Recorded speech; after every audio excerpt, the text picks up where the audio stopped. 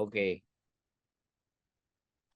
Oke, teman-teman semua, sobat migran atau pekerja migran Indonesia. Hari ini kita akan bahas tentang pengiriman barang yang ruwetnya minta ampun sampai hari ini. Jadi kita akan beda satu-satu kenapa sampai hari ini belum selesai-selesai begitu pengiriman barang yang masih banyak permasalahan gitu di luar sana. Jadi kita beda satu-satu ya, kenapa sampai hari ini pengiriman barang itu terkendala terus beberapa bulan atau mungkin 1 tahun terakhir ini sejak saya juga menjadi pengikutnya BP2MI lah begitu ya, karena gini, saya ingin cerita sedikit sebelum kita jauh membahas tentang pengiriman barang. Jadi dulu saya ini sangat mengkritisi kerja-kerja yang ada di pemerintahan juga gitu, seperti di BP2MI. BP2MI pertama kali saya tuh mengkritisi tentang EKTKLN yang waktu itu anak dari daerah kami itu nggak bisa berangkat karena dari imigrasi menanyakan EKTKLN, dan dari situ saya mengkritisi BP2MI. Alhamdulillah ya, puji Tuhan dari BP2MI sangat merespon, dan hari itu kalau nggak salah langsung viral di Facebook sesama kita orang Sulawesi Utara, dan bertepatan juga Pak Beni Ramdhani itu adalah um, istrinya orang Sulawesi Utara. Dia kawin dengan orang Sulawesi Utara yang tadinya dia itu sebenarnya dia bukan orang Sulawesi Utara, tapi dia itu politisi dari Sulawesi Utara begitu. Dan saya mengkritisi hari itu, dan besoknya langsung viral di Facebook. Pak Beni langsung panggil saya Zoom dan teman-teman lain, tapi teman-teman nggak mau, hanya saya waktu itu. Dan alhamdulillah puji Tuhan 1 tahun yang lalu, saya ingat bulan Oktober kalau nggak salah, September Oktober lah, dari situ saya bilang sama Pak Kepala Badan, saya bilang, Pak izin ya, saya akan buat konten di TikTok perihal tentang dirimu lah, gimana kerja-kerja dirimu. Jadi ya saya ini volunteer atau relawannya Pak Beni lah begitu. Saya bilang ke dia waktu saat Zoom, saya bilang izin. Dari situ saya juga laporkan di Zoom itu juga, bukan hanya EKTKLN yang bermasalah di pekerja migran begitu, tapi ada juga sekarang kasus overcharging atau biaya berlebihan. Nah, dari situ saya mengikuti dan saya follow up terus, saya follow terus ya, follow terus Pak Beni, dan setiap hari dia rapat Halo, meeting di halo, BP2 ini. halo, halo, Ya, halo. yes, yes, yes. Mau ngomong bea cukainya kapan? Kita Ya, bahas bentar, bentar, kan. bentar, bentar. Nanti Lama kali. dipotong-potong.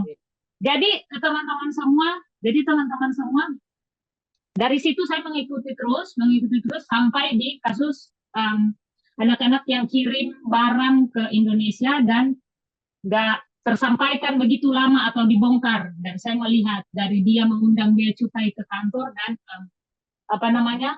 1 tahun yang lalu, jadi kita akan bahas 1 tahun yang lalu juga, saya ingat dari BP2MI udah panggil dari kargo, 2 perusahaan kargo yang dipanggil gitu. Jadi kita akan beda ya. Jadi pertama, masalah pengiriman barang sampai hari ini tanggal 14 November ya, tanggal 15 November, pengiriman barang yang masih tertunda di gudang-gudang yang ada karena katanya dari bea cukai. Sekarang begini, teman-teman semua, saya ingin membahas kenapa sampai hari ini belum dikeluarkan, karena ada undang-undang dari, kita menunggu dari Kementerian Perdagangan ya, dari Pak Zulkifli Hasan yang sampai saat ini belum keluar. Intinya begitu. Kenapa? Karena dicurigai ada mafia-mafia pengiriman barang. Jadi bukan hanya PMI, jadi ada mafia yang mungkin oknum-oknum kita sebut di sini, yang mengatasnamakan ini PMI, tapi sebenarnya itu bukan PMI dan barang kiriman untuk jualan, bisnis begitu. Tapi di sini saya juga mau ngomong buat pekerja migran. Ada yang memang kalau mau jujur-jujuran, kirim barang memang untuk keluarga dan pemberian majikan atau bos, atau memang untuk bisnis begitu. Jadi kecurigaan dari pemerintah yang ada, kenapa sampai dari bulan April kemarin itu, kan kasusnya bergulir terus. Waktu bulan puasa kemarin, teman-teman mau kirim barang, bahkan yang pulang juga ditahan, digeledah, di apa namanya, bandara dan sebagainya, karena takutnya jangan diperdagangkan begitu. Jadi di sini teman-teman semua, saya tidak ingin membela bea cukai, tapi seperti yang saya bilang tadi, kita bedah satu-satu. Kenapa sampai pemerintah mencurigai ada mafia perdagangan lah begitu ya. Mungkin ada pekerja migran juga yang sembari berbisnis, atau dari pihak kargo yang mungkin ya, saya nggak mau ini gitu. Cuman kalau kita mau jujur-jujuran, pasti ada mafianya gitu. Makanya dari bea cukai atau dari Kemenkula, dari Kementerian Keuangan juga membuat undang-undang ini, karena sebenarnya dari 3 Agustus yang lalu kan sudah diumumkan bahwa free bla bla semuanya gitu. Tapi nyatanya sampai hari ini nggak ada ya, nggak ada keluar undang-undang itu. Dan akhirnya sekarang menumpuk barang-barang pekerja migran gitu. Dan tadi malam, biar Mas Andro tahu juga, saya di WA beberapa teman, Kak, kami ini dimintain paspor, benar nggak ini dari apa namanya, ekspedisi yang mereka kirimin? Saya nggak mau sebutin ekspedisi apa itu, tapi saya langsung jelaskan, iya benar itu, karena saya ingat setahu saya bulan April waktu Pak Beni atau BP2MI panggil dari kargo, saya ingat itu dari kargo mengatakan bahwa kami akan meminta data lengkap pekerja migran dari paspor, mengingat biar ada pembedahan atau perbedaan antara pekerja migran yang legal dan tidak. Yang legal maksudnya, yang legal dan ilegal begitu. Jadi saya nih juga lagi apa ya, kasihan juga begitu. Ada teman-teman otomatis, teman-teman pekerja migran yang udah di luar ya, yang menjadi overstay mungkin. Kadang mereka juga mau kirim barang. Kita kan nggak tahu ya, kita nggak bahas yang tentang itu, tapi sekarang memang dari bulan April setahu saya itu kargo ngomong seperti itu waktu di rapat di BP2I, bahwa mereka akan meminta data yang lengkap agar bisa diketahui benar-benar ini yang mengirim pekerja migran atau tidak. Yang menjadi permasalahannya, kenapa nggak dari kemarin-kemarin gitu? Kenapa nanti udah mau dekat pemilihan umum ini? Kita mau bahas pemilihan umum ini. Oke, bentar. Ya, Oke. Artinya begini nih. Zaman dulu kan tidak ada masalah tuh kan. Zaman dulu pengiriman ada problem. Padahal peraturan dari bea cukai atau kepabeanan kan jelas. Peraturan itu jelas. yes. Sudah ada bertahun-tahun yang lalu bahwa kiriman luar negeri. Tapi alhasil di beberapa tahun yang lalu pengiriman buat teman-teman itu tidak ada masalah kan. Artinya tidak ada keribetan seperti ini. Terus Yes. yang kedua di ending ini keribetan karena ada kecurigaan dari Kementerian Keuangan, dari bagian bea cukai yang Perdagangan. ada penyalahgunaan. Yes. Ada penyalahgunaan. Atau bisa jadi asumsi yang berikutnya kalau dulu boleh dan sekarang tidak, itu kan bisa jadi kalau dulu ya sudah uangnya ibaratnya departemen yang berkepentingan itu kargo misalnya udah store kemudian aman lah. Setelah kargo store kan semua barangnya masuk. Nah, walaupun X-ray tidak terlalu seketat ini, tapi kan bisa jadi karena kemarin ada kasus di anak pejabat dari Departemen Keuangan yang menganiaya, tahu nggak? Saya rasa itu titik pemicunya, sehingga bea cukai atau Kementerian Keuangan mulai bersih-bersih. Ya bisa jadi begini Mas Andro, kalau buat saya ya. Sebentar. Makanya sebentar. Oke. Kan ada 2 asumsi.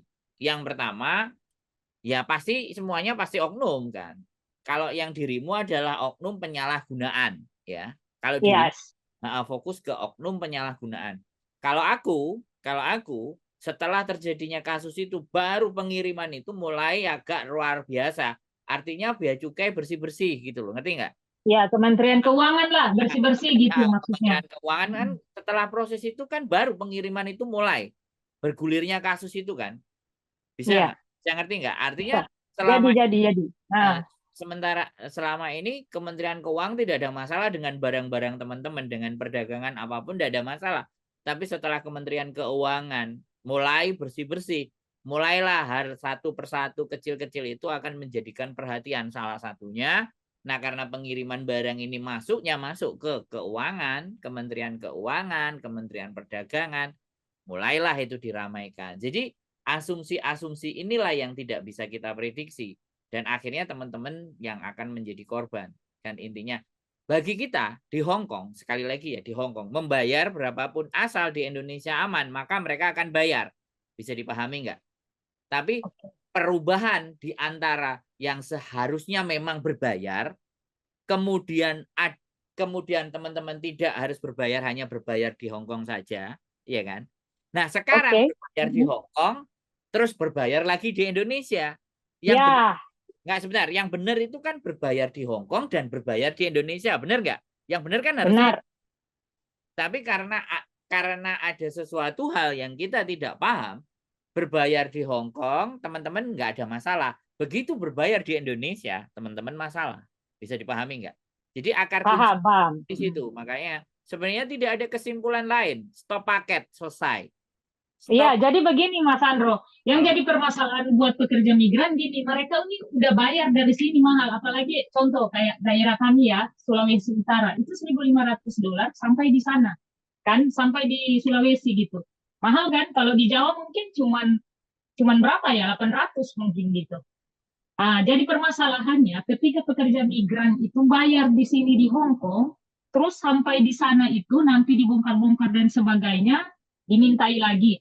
Yang jadi permasalahannya gini, Mas Andro, saya nih nggak mau juga terlalu menyalahkan bea cukai atau juga kargo, tapi kita kan ini mengkritisi gitu apa yang terjadi kan. Ini jadi pertanyaan kargo, Mas Andro. Seharusnya kargo kan tahu ini belum belum bisa ya untuk pengiriman ini karena kami ada kendala di bea cukai. Jangan nanti pekerja migran udah kirim terus dibilangin lagi, oh nggak bisa. Itu yang saya nih Mas Andro gini, belum pernah mengirim barang yang banyak begitu di gardus besar. Tapi saya sejak 2018 sudah bermasalah dengan bea cukai karena mengirim via pos. Kayak di yang konten sebelah itu kan mereka perdebatkan uh, dari MMS itu kan via pos itu Mas Andro. Itu memang nggak bisa Mas Andro. Saya tuh kirim naik, saya ingat cuma 2 pasang, $150 berarti 300 iya. Aduh, pernah itu sampai apa bea cukai Makassar waktu itu telepon saya dan itu saya masih ingat ada di Facebook saya itu. Saya kirim ke Sulawesi Utara buat oleh-oleh buat saudara. Ternyata bermasalah dengan kan kalau bea cukai dari Sulawesi itu dari Makassar, Makassar baru ke Palu begitu kan. Dan itu saya dimintai waktu itu 3 juta lebih itu tahun 2019 kalau nggak salah. 2 kali saya kirim coba lagi ke Manado, bermasalah lagi. Dari situ saya tobat. Nggak mau bermasalah dengan pengiriman apapun. Mereka bilang, oh iya ada yang karena kan saya waktu itu masih baru jadi pekerja migran, belum tahu tentang pengiriman juga begitu. Oh ada yang kirim dus-dus, itu yang saya lihat seperti setiap minggu kan begitu. Jadi teman-teman semua, kalau buat saya seharusnya dari kargo juga harus memberikan edukasi. Ketika ada pengiriman barang, kargo juga harus bilang, oh ini kita lagi bermasalah, jangan dulu kirim barang. Atau gimana menurut Mas Andro? kalau saya gini loh, yang menjadi akar masalah dalam kehidupan manusia itu yang tidak siap, ya tidak siap dengan peraturan. Kemudian peraturan itu bisa lunak, kemudian balik lagi peraturan keras itu yang tidak terbiasa. Menurut saya, peraturan Indonesia itu jelas. Peraturan dari Kemenkeu itu sudah jelas. Sebenarnya ini tidak tergolong. Ini BP2MI terlalu masuk-masuk ya karena dia perlindungan. Sebenarnya BP2M ini benar-benar kerja keras untuk masalah paketan ini ya. Iya. Saya sih ya Um, kita apresiasi dulu lah untuk BP2MI yang terus berjuang membela barang-barang dari teman-teman yang masuk. Jadi Semua lah, karena kan nama Badan Perlindungan, jadi semua barang aja di itu kan, ya sudah ya dilindungi nggak gitu. apa-apa nggak apa-apa kan ya kita apresiasi lah apresiasi. Jadi oke, tetapi pada semestinya yang harus nggak kita samakan dulu visi awal barang masuk itu kan harus berbayar benar nggak saya bilang itu peraturan dari Kementerian Keuangan kan kepabean. Yes. Setiap barang masuk, apapun itu ceritanya, mau PMI, mau tidak PMI, itu Mm-mm. pasti kena pajak kan. Kalau aturannya ABCD, kalau barangnya seperti yang ditulis ABCDEFG, ya kayak gitulah penjelasannya. Kita nggak perlu detail karena yang ingin saya sampaikan adalah mindset dulu, ya. Segala sesuatu di dalam kehidupan itu kalau mau berubah kan mindsetnya dulu yang harus berubah, benar nggak? Yes. Nah, satu fokus itu ya, yang kita pikirkan bukan persoalan teknis, teknis itu sangat bisa dimanipulatif, benar nggak? Tapi kalau Iya mindset, benar. mindset dan cara berpikir hari-hari ini aja yang mulai termanipulasi karena adanya sosial media. Yang benar bisa jadi salah, yang salah bisa jadi Yang benar. salah bisa jadi benar. Nah, sosial Hmm. media, makanya itu mindset. Makanya orang-orang yang tidak siap dengan mindset, maka dia rawan untuk bermain sosial media. Tapi semakin pinter mindsetnya, dia di sosial media dia akan tahu dan paham mana yang harus masuk ke dalam otaknya, mana yang enggak. Nah, sekarang gini, Pak Bean itu sudah ada peraturannya sejak dahulu kala, ya, sebelum krisis Iya. ini terjadi. Nah, tetapi ya selama ini paketan yang dari Hong Kong, sekali lagi, ya entah dari Hong Kong, entah Taiwan, itu dengan sangat mudah bisa masuk hanya berbayar di Hong Kong. That's right? Ya, yang kita garis bawah ini ya kan. Oke, oke. Artinya, boleh nggak kita berasumsi bahwa orang kargo itu ada yang bermain dengan bea cukai? Oke, oke, oke. Saya Oke. potong ya Mas Andro. Oh, Oke, Mas jangan, Andro, jangan tunggu. dipotong dulu, jangan dipotong dulu, belum selesai, belum kelar. Jadi, Oke. karena ada pihak kargo yang bermain dengan bea cukai, alhasil semua yang dari kargo itu dari bisnis-bisnis paketan dari luar negeri itu bisa masuk karena ada upeti. Ya, kita bicaranya Oke, oke. sekali lagi ini bicara dugaan, ya ini persepsi, ya Persepsi lah. persepsi bisa salah, ini asumsi juga bisa salah, ya kebenarannya ada di lapangan karena kita nggak ngerti, kita pahami aja kebiasaan di Indonesia seperti apa kita pahami aja ya, karena Oke. kasus yang kemarin sehingga Kementerian Keuangan mulai berbenah, akhirnya dipetani satu persatu toh. Nah, ketika ketemu boroknya di mana, nah itu terus langsung di stop supaya tidak merembet, Iya, ya kan? meremet. Nah, maka dari itu Mas Nah, Andro. oke sebentar, supaya tidak merembet kemana-mana, akhirnya sudah diberlakukan. Lah, sesuatu yang sudah terbiasa di teman-teman, bayarnya cuma satu kali, berhubung dimintain dua kali, kan jadi polemik, bener nggak? Jadi Tahu-tahu. Jadi, jadi chaos. hmm, Oke, sebentar. yes. Jadi chaos. Sebenarnya kalau teman-teman tahu peraturan, ya kan, harusnya, oh ya sudah, mereka lagi berbenah, ya sudah, aku nggak usah kirim-kirim lagi. Tunggu mereka nanti terjadi ya. Jadi sebenarnya pembayaran upeti tadi itu teman-teman setuju gitu. Jadi teman-teman itu kalau mengirim dan tidak membayar dua kali, teman-teman itu sepakat. Jadi bisnis kargo mengkayakan orang yang berbisnis kargo dan mengkayakan pejabat yang melegalkan hal itu, yang harusnya bayar satu kali, yang harusnya bayar dua Itu kali, bayar satu kali. makanya sama Sandro. Yang jadi persoalan kita, pekerja migran itu tidak teredukasi. Banyak pekerja migran tuh nggak teredukasi, yang Saya mereka bilang, tahu mereka kirim. saya bilang kalimatnya agak diperhalus. Jangan bilang tidak teredukasi. Oh, Oke, jadi, berpikir, oh, ya. Gimana maksudnya? cara berpikir. Oh, cara berpikir. Ah, cara berpikir dari zona yang nyaman bayar satu kali, ya kan? Oh Terus iya, bayar nantinya kan cukup dua mereka kali. merasa Ah, iya mereka, oke oke. padahal sebenarnya yang benar ya memang bayar dua kali, benar nggak?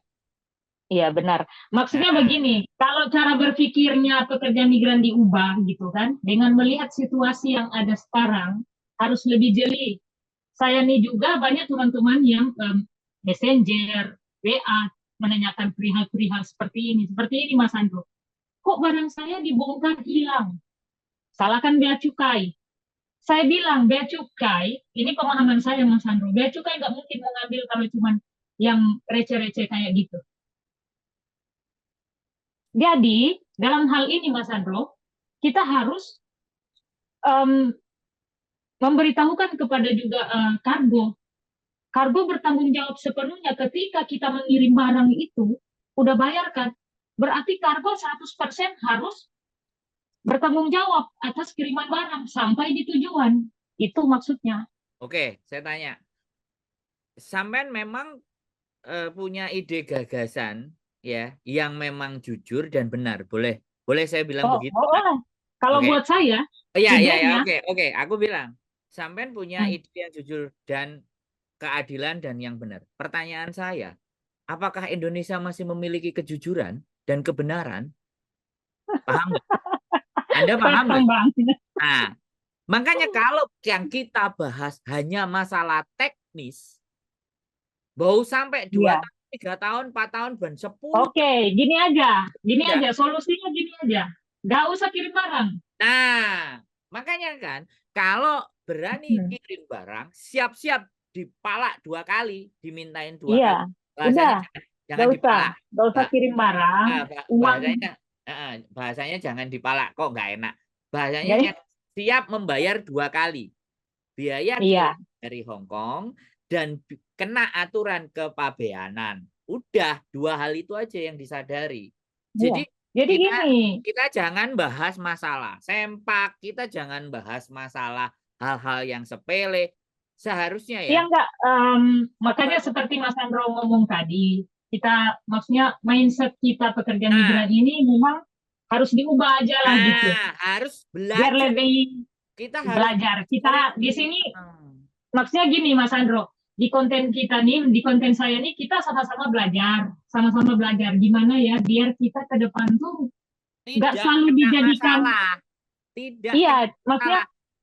iya, Kalau maksudnya, mau kalau mau ada masalah itu dipikir dulu. Apakah yang iya, saya lakukan nanti ini maksudnya, bermasalah atau tidak gitu loh. maksudnya begini Mas Andro, buat mindsetnya pekerja migran ini kita belajar sama-sama untuk mengubah gitu. Gimana solusinya biar kita nggak selalu dijadikan apa ya namanya? Ah, Dijadikan sapi perah. ya sapi perah atau bahan pencairan uang lah, pencarian uang lah begitu dari Oke, oknum-oknum ini. ya oke. Sekali lagi ya, negara itu dapat duit dari mana sih? Pertanyaan saya kan itu. Bangsa dan negara itu dapat duitnya dari. Aduh, Mas Sandro, Lu nggak benar bayangkan nggak? aja Nggak, ya. nggak. Nggak, Ya kita bicara. benar-benar. Kita bicara realistis untuk masuk ini kan kita bicaranya harus lebih luas dong, benar nggak? Enggak. Iya, makanya saya bilang kita nih dijadikan bahan pencarian cuan terus pekerja migran. Benar nggak? Udah remitensi kita banyak setiap tahun, belum kargo-kargo juga mencarikan untung, belum bea cukai. Bukan main pekerja migran itu ya. Nah, makanya. Terus sampai kapan gitu kita disepelekan Nah, terus? makanya kan sekali lagi ya saya bilang, sekali lagi nih saya bilang ya kan. Kenapa sih saya pergi dari negara saya? Dan kenapa Anda pergi dari negara Ini negara ini Anda? Anda udah menjurus-jurus. Lo nggak benar nggak? Enggak. Saya bukan menjurus. Tapi Oke, oke, realita yang oke, mau kita sampaikan. Kan pada oke. prinsipnya teman-teman ke Hong Kong itu karena apa sih?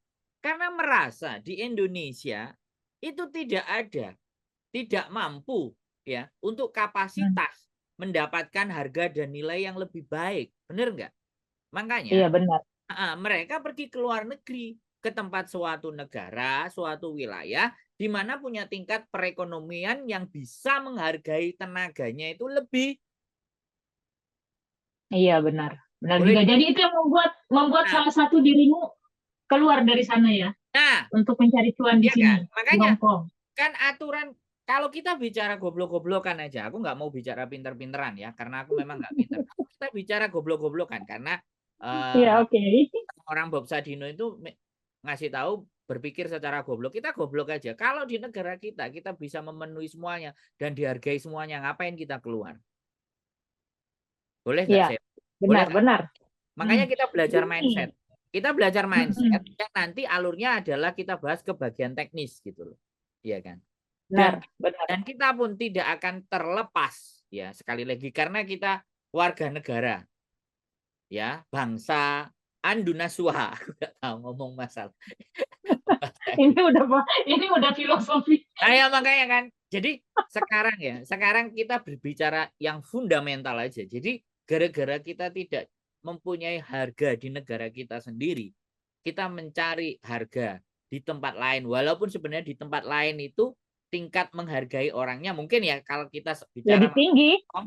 masalah Hong Kong lebih tinggi ketika di dibandingkan di negara kita. Apa yang kita dapatkan di sini kita bawa ke negara kita kan lebih tinggi, ya kan? Ya, oke, oke, oke, oke. Logikanya seperti itu. Nah, atas dasar itulah karena Indonesia ini sendiri belum benar-benar sepenuhnya bisa menjaga dan merawat bangsanya karena begitu banyak, karena krisis mental, ya, seperti presiden yang masih menjabat, ya kan, revolusi mental yang disampaikan kan itu tuh. Tapi pada faktanya kalau kita bicaranya skup PMI, di mana revolusi mentalnya? Ya. Iya.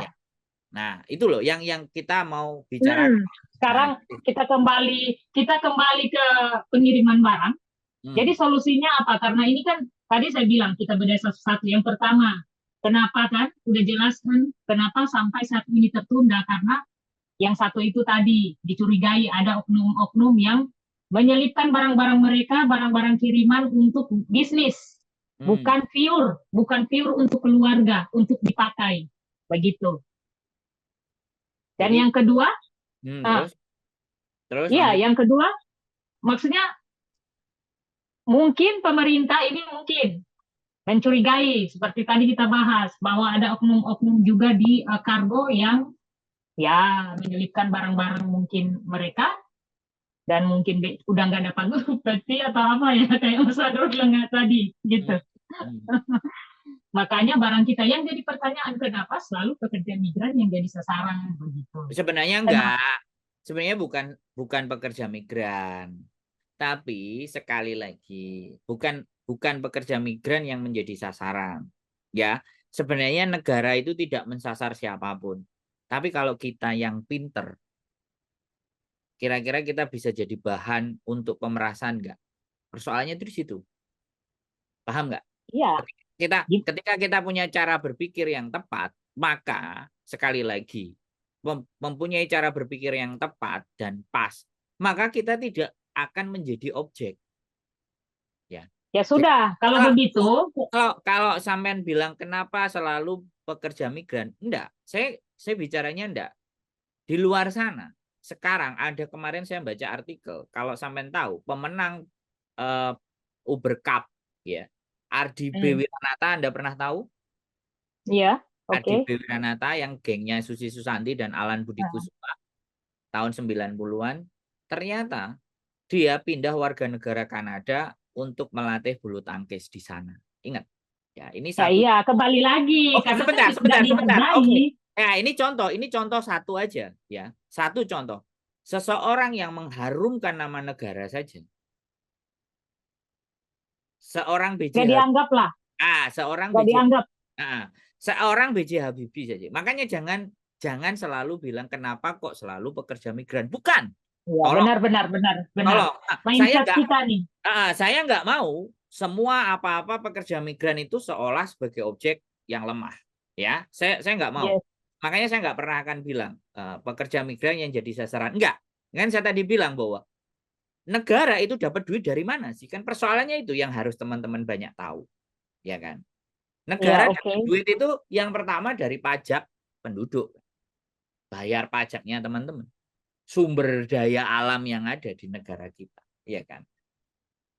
Benar. Apa-apa ngurus kan, apa-apa ngurus KTP, KK Hmm. yang ada biaya-biaya semuanya itu duitnya kan masuk ke negara. Artinya duit siapa kan? Duitnya rakyat. Ya kan? Ya terus para pebisnis yang bayar pajak.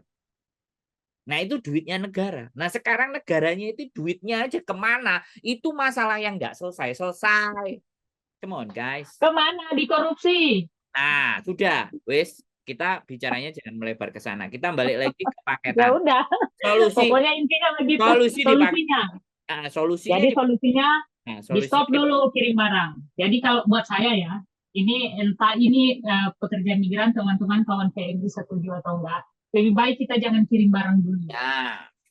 Kan mau jujur atau enggak, kebanyakan barang bukan cuma dikasih dari majikan. 30% mungkin 25% itu dikasih majikan. Tapi kalau mau jujur kalian beli di sini loh. Kenapa enggak kita beli aja di Indonesia, kasih uangnya ke keluarga, terus nanti mereka beli. Yang satu kita nggak sakit hati loh, kalau ketika kita ada kendala.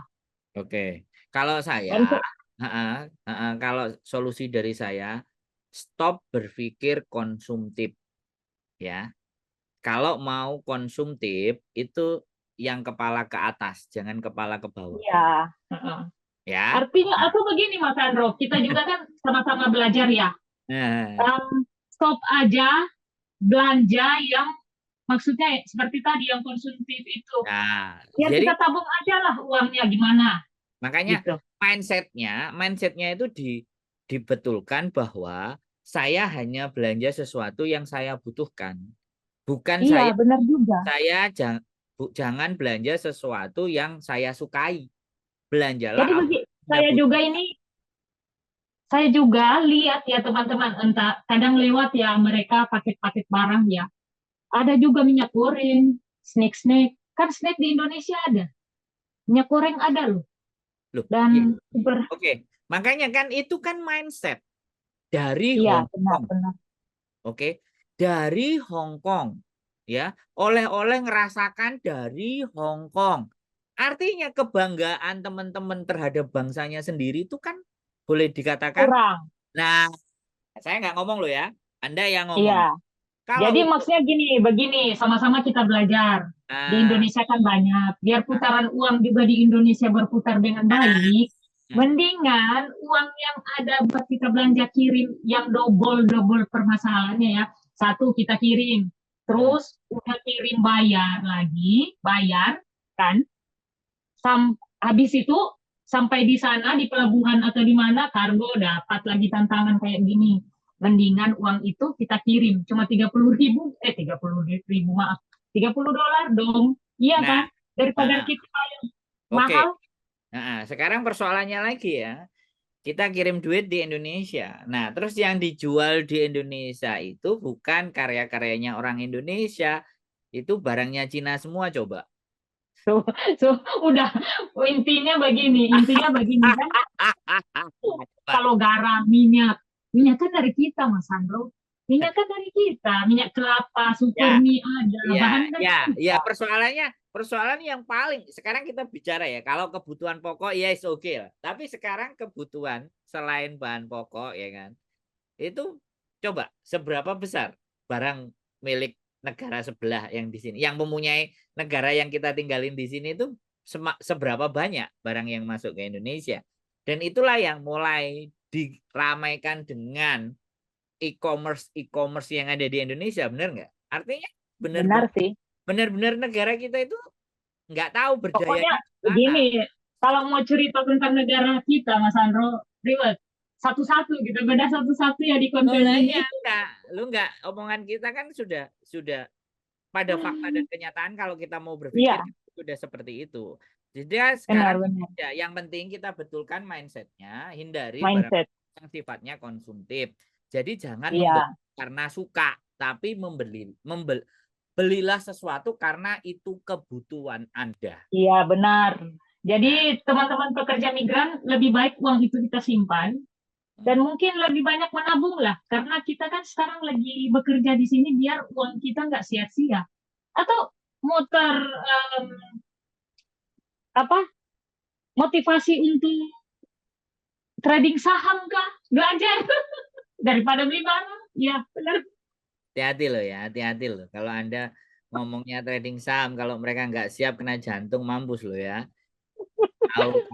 Tahu-tahu. Enggak Nah, gini price-nya Mas Andro turun. daripada daripada daripada Yang ini kan. penting ayo bullish dan satu lagi naik dan turun itu tidak tidak dia prediksi. Ah, itu mental kan? Nah, Itu juga uangnya hilang, mental. uangnya hilang loh ya, hati-hati loh ya. Ya sekali.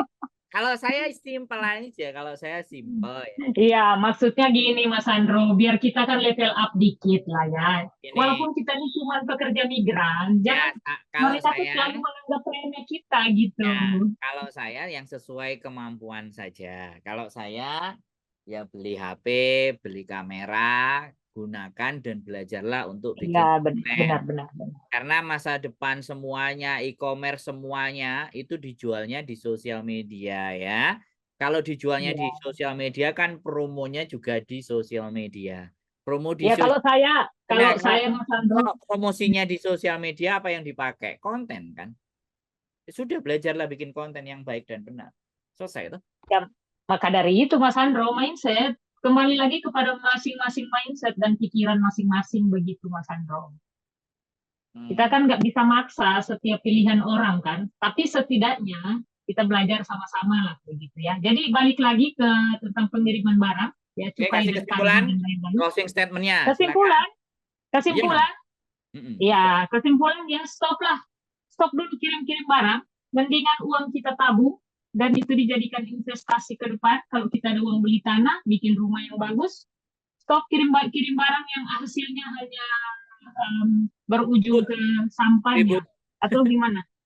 Ujungnya ribut, ujung Dan ujungnya ujungnya ribut, sakit hati, ujungnya sakit sakit hati. hati. Benar.